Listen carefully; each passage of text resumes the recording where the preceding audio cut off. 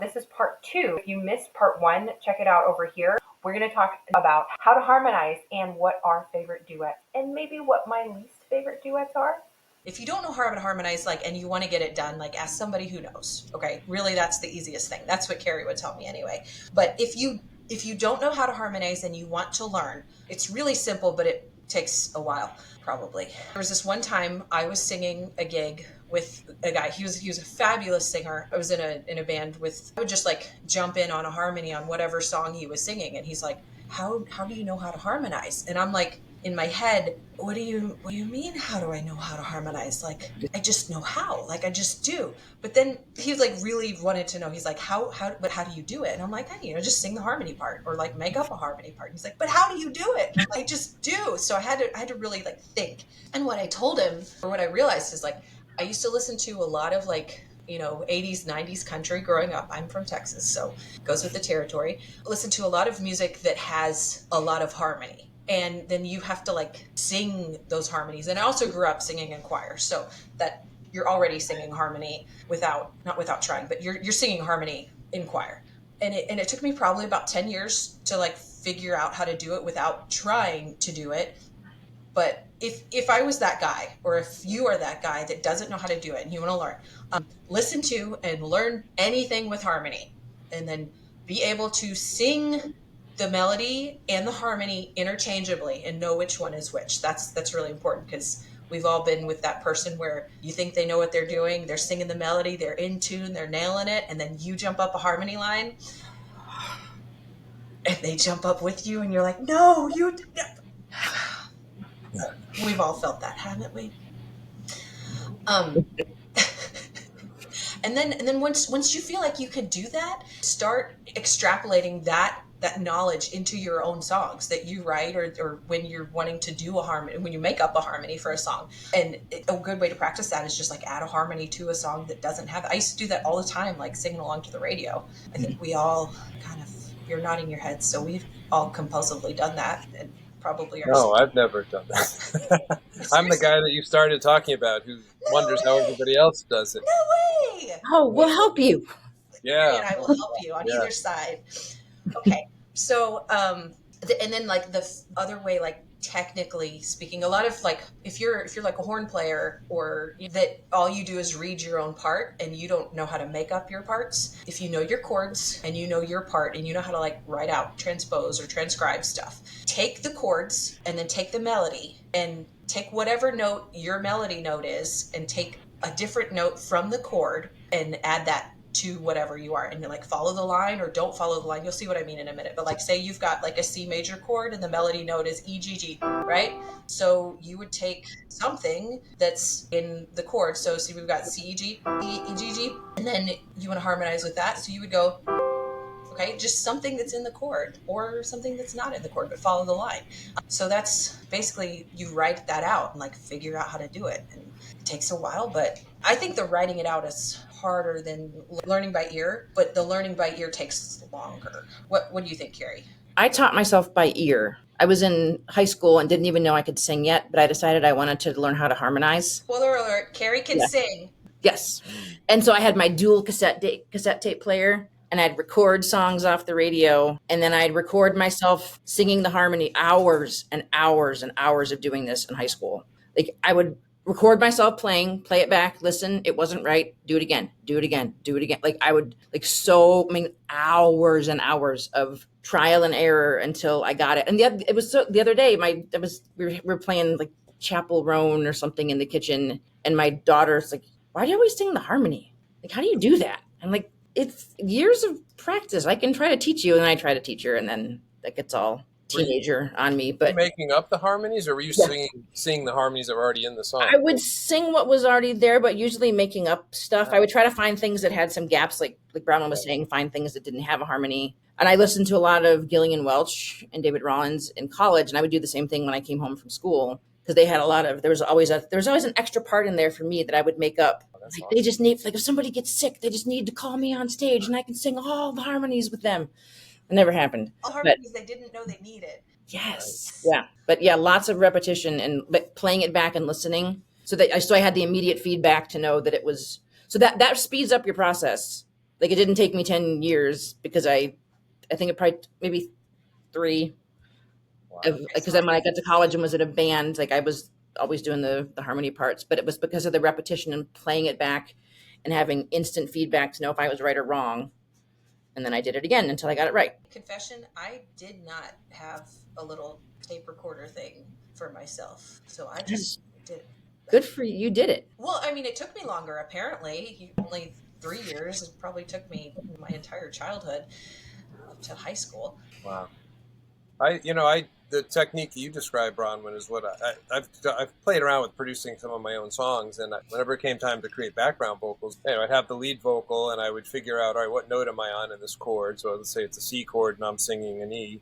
It's like, all right, now if I wanted to sing along, I'll start on a G, and I'd like literally hit it on the keyboard or my guitar, and I would just start singing along as if I started. And oftentimes, not to embarrass myself, but within 3 notes, I'd be in unison with the lead vocal, but a lot of times that I would kind of follow along, say a whole chorus, and I'd have a different, it'd be a different melody line, and that would work as a background. And then I'd go lower, and I'd pick a note that's in the chord and start. And it's kind of a low tech way, but it would work, on some level. I don't know how someone like Aaron would think of it, like a vocal arranger, but it was kind of a poor man's way of coming to a part. If it works, it works. Yeah, I mean, for simple stuff, my stuff is more, I don't know, indie folk or Americana, or it's not, it wasn't like 4-part choral writing. It doesn't need to be. So right, effective. Yeah.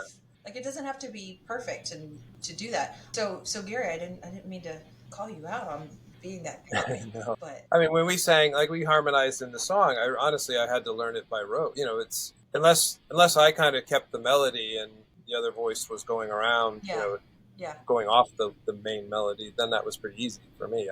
I can sing along if somebody's singing another part, but where we varied kind of toward the end of the song, I had to really like learn it by rote, and then well, that's not to say that when I do it or when Kerri does it, like I write out scale degrees because I forget. I'm like, okay, which way did the harmony go? And if I didn't write the harmony, it's harder for me to, like, I know in one of the demos that we did, I had to learn it by rote because it's not the way I would have done it. And so I had to do it the way it was written for me, which made it harder, but I figured it out. Yeah. That's kind of how it is for me, for everyone. You spend time and you learn a bunch of different techniques, and then you do whichever one needs to be done in the moment is what I think.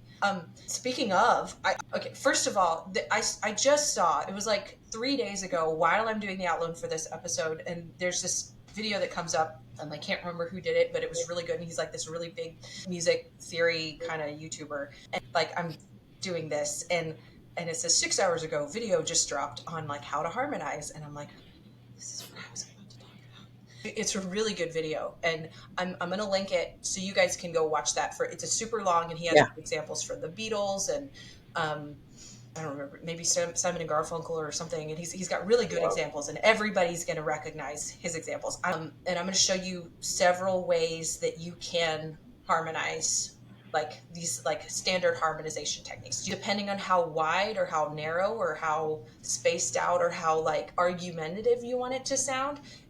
I would do any of these following techniques. We could do parallel thirds. So listen to that other guy's video if you really want a technical discussion on what that means.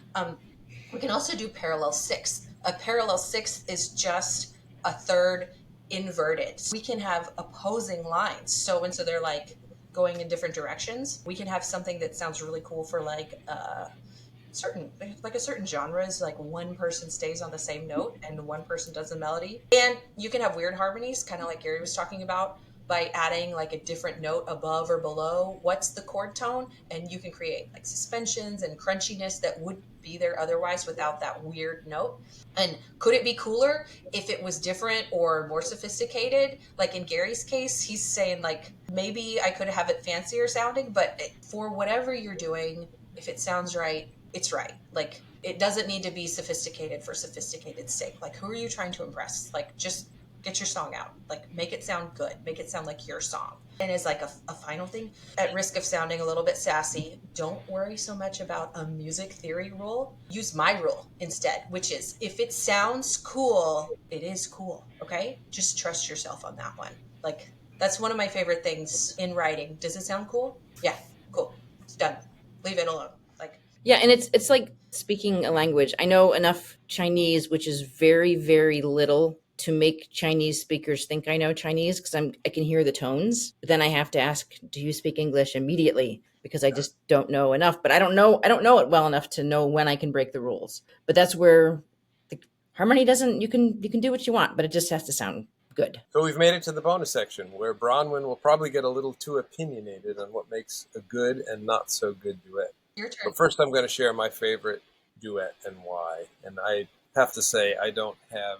It's kind of a cliche, I'm afraid, but I think it's a neat story, and it's "You Don't Bring Me Flowers" with Neil Diamond and Barbara Streisand. And I love the story of how he wrote that. He wrote it with some co-writers, which I made a note of their names because I think it's important, right? As writers, Alan and Marilyn Bergman. But he recorded it himself. This is the story I understand. And then Barbara Streisand recorded it alone. And then radio DJs were the first to splice it together into a duet. Ooh, cool. And they loved the outcome so much that then Neil Diamond and Barbara Streisand recorded the duet after really that. cool. And it's funny because, I mean, I'm dating myself, but I've heard it, we've heard it a million times. But if I really listen to it, I'm always moved by it. It's just like, obviously, two great voices and a great song. And so when you were asking me to think of some duets that I love, that's one that, like, if I haven't heard it in a while, I really stop and it's like I'm struck by it. And another one that's kind of off, it's out of left field, is "Come What May" from Moulin Rouge, with Nicole Kidman and Ewan McGregor, which Yeah. I know there's mixed, it used to be a litmus test, like, do you like Moulin Rouge or not? I loved it, but, and it's just, again, it gets to the whole cinematic nature. I mean, it's like the culmination of this love story, and, like, she's dying, not to give too much away, but, like, it's like, I will love you, I don't know, until the end of time, or whatever the lyric is. So that's one it always gets me too. But, and I also, I won't say which ones I don't like, but we often think in terms of romantic duets, but, there's like "Under Pressure," with Freddie Mercury and David Bowie. And it's like, I love that song. I grew up loving that song. And it's like, it's just a great song. It's not a romantic song, or, it's just two voices that are these distinct, wonderful voices and a great song. And so, you really can, it doesn't always have to be a romantic thing, although so many duets are. But anyway, those are my thoughts. Kerri? My favorite is "Islands in the Stream," Dolly Parton and Kenny Rogers. That's a good one. I think you had Yeah, mentioned it's a that. classic. Yeah, I like that one. And then I thought one that was decent too was the Gwen Stefani and Blake Shelton, "You Make It Feel Like Christmas." That's a good, like, it could be sung in one person. Like, you could take the whole song either way, but when the two of them do it together, it's just a really nice conversational piece. And then I'm gonna go out with least favorite, but I think it's because it's one of those songs with a featuring. It really isn't a duet. Now that I remember everything. Zach Bryan, Casey Musgraves, gorgeous song. I saw Casey Musgraves last week in concert. So good. But it's just getting another gorgeous voice on the track to get more ears on it, which is fine. I love hearing them sing together. But the story doesn't require two voices, in my opinion. Yeah, no hate on like featured artists on No. songs. Like this, everybody loves it when somebody extra is on the song. Like that's always fun. Right. Mhm. Like, but I don't know, and it's kind of hard to like draw the line between the two in some cases. Just as another shout out, like in addition to the comparison playlist of our songs, just for fun, I made a playlist for this episode of duets. Some that are like crystal clear, like this is definitely a duet, and there's a story, and here's the other side of the story, and some that are not, and just like listen and make up your own mind of like, hey, this is a cool song. I love this song. It doesn't make sense to have this other person on it, or maybe it does. Like next time you hear two people singing in a song, like think about that. Like I'm not saying hate on something. Like I mean, I might have an opinion, or you might have an opinion too. It's okay to have opinions, people, but like just think about it. Like you may still love it, but you just might think, hey, maybe this isn't as effective as it could have been had they done something different, like with the arrangement or the other things. So my great example of this, and this is not to say this is the best duet ever, it's just one that while I was researching for this episode reminded me of some of these songs that I haven't heard in a long time. And I was like, oh yeah, that's a really good example. The Gautier song featuring Kimbra, "Somebody That I Used to Know," which is like such an interesting song anyway, because like you've got the weird like xylophone, and it's like not in the same key as the rest of the song, but And the music video. the music video is crazy. Yeah. I forgot about the music video. That was a cool video. Anyway, so the song, like, I remember the first time that I heard it, because I listened to it the other day and I was like, oh, I haven't heard this in a long time. I forgot how convincing it was that it's all this guy's story, because it's just him. It's just Gautier singing the first, like, at least half, maybe three quarters of the song. And he's like gut wrenching, like, oh my God, I'm so heartbroken. You've just left me all alone and I'm so miserable. And then everything in the song like completely drops out except for like, I think just the little drum beat with the back. And then Kimber comes in and she's got a completely different perspective. It's the breakup story, and like the guy walks into the bar and he's like, oh my gosh, I can't believe she did this. And then like she That's walks not what over. happened. Yeah, and she's like, he's a complete psycho. She's been seeing this other girl, and like completely different perspectives. And what's cool is like they're not singing together. There's never a part where they're really like even arguing. It's just like the only part where they're together is they're harmonizing on Gautier's chorus at the very end, or like in the last half end. And it's mostly just like people being sad and angry about breakups. Yeah, it's brilliant. Anyway, okay, so I want to give a bad example, or a less clear example. And this is a song that I have not thought about for 20 years, but ChatGPT reminded me that it exists, and I listened to it probably for the first time in stereo that I've ever heard it, and I was like, oh, that's interesting. That's the only way that you like realize that it's two different people singing, unless you're watching a music video again. But it's the Boy Is Mine by Brandy and Monica. What I realized about this song is they're both female singers and they're singing about a man that they both are dating. The beef that I have with this is they both have such similar vocal range. They have very different vocal timbre, but their range is so similar, and they're singing the melody like back and forth, kind of like Gary was talking about. And they are mixed, not like way over side to side, but like just a little bit off. And so you hear Brandy singing, you hear Monica singing, and they're like a little bit interrupting each other. But if you don't listen to this in stereo and it's not very clear audio, like you don't even realize that it's two people singing against each other. And then in the chorus, they're singing and there's hardly any harmonization. They're just singing in unison and then like a little bit of harmony at the very end of the line. So I think it could have been way more effective if something had changed, like the arrangement, like the instruments behind each one or something, because it's a really cool story because they're going back and forth and like getting into it. But I just thought it could have been done. I'd have to say, I mean, just to pipe in a little bit about what I don't like. I know in the last couple of years I've heard more just popular songs. Particular, I'm thinking, and I can't think of specifics, but male. I'll hear a song like you were just saying, and I'll at first it'll sound like there's something off, like second verse starts, and then I'll realize that it's a duet. And it could be like someone like Ed Sheeran and another popular, someone almost equally popular, and there's no real, he's an amazing songwriter, an amazing singer, performer, but there's nothing like, to me, there's no like story reason to have two voices. It's almost like a feature thing. Yeah. Like, let's just put two very popular people in the same song. So, and it's almost like something that's become popular. Something. Yeah, I mean, it's good for cross-pollinating across genres, like with Taylor Swift and who's the guy that in that most recent Post Malone, yes, maybe? Or that's it. Yeah. Well, like, even in like not this most recent Taylor Swift tour, but one, I don't know, I don't remember which one it was from several years ago. Kerri, you would probably know. It was like every venue she had a different guest artist come. And do you remember that? It was like maybe in like 2017. I think so. I don't remember which tour it was, but like you'd see like posts of collabs with it's like Kerri singing Haim's song, or Kerri, Elton John or something. I don't know. Like it's just like it's cool to see good musicians on the stage at the same time, or in your ears at the same time. But what we're talking about, I think, is like the story, like the song. Does it serve the song, or is it just to sound cool? Like that's the difference. Like we're not hating on collaborations or features. Wait, one more really killer duet is Exile, Taylor Swift with Justin Vernon, Bon Iver. You like Bon Iver, but just the harmonies in that are so. And then they recorded it. It was during COVID, so it was two different studios, and it's gorgeous. Can I just say that the other really weird one that once I realized what it was, it weirded me out, is the Unforgettable from like. It was like the re-release of Natalie Cole singing with Nat King Cole, even though Nat King Cole died in like. Yeah. It's just like him singing a line and then her singing a line and then him singing a line and then her singing a line. And it's cool that like she's like recording a song that her dad sang too, but they're like singing unison. It's just weird. It's just weird. It's like a post. Wasn't there a whole, also just from a production standpoint, didn't Frank Sinatra do a whole album of duets where he was, I think he recorded with all these popular artists, but they sang different. No one was in the studio with him, from what I remember. Well, what I'm saying is it's weird because it was like a posthumous. Yeah, I know. Like, that's, yeah.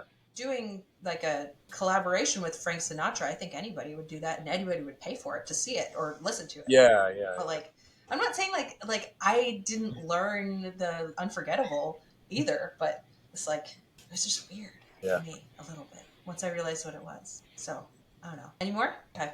Do we want to talk about ours? I love how it turned out. Even though recording in 2 different studios and you weren't there making eye contact with the female vocalist, but it was so tight and turned out beautiful. Go listen to it. Link below. To your Christmas playlist, right? Yeah. Add all of these songs to your Christmas. It's September. What month are we in now? It's September, guys. Christmas is coming. So add some of these to your Christmas playlists. Make it so we can record more songs. So we made it to the end. Comment below with your most and least favorite duets and why, and give us your strong opinions. And next time we will be discussing the wonderful topic of song babies. So many song babies. I'm very excited for that one.